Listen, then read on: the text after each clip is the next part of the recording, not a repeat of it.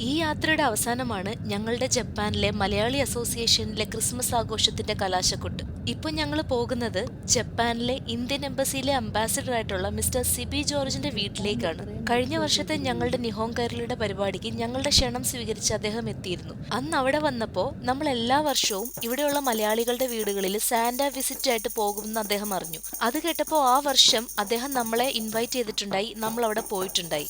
ഈ വർഷവും അദ്ദേഹത്തിന്റെ വീട്ടിലേക്ക് സാന്റ വിസിറ്റിന് വേണ്ടി നമ്മളെ ഇൻവൈറ്റ് ചെയ്തിട്ട് നമ്മൾ പോയതാണ്.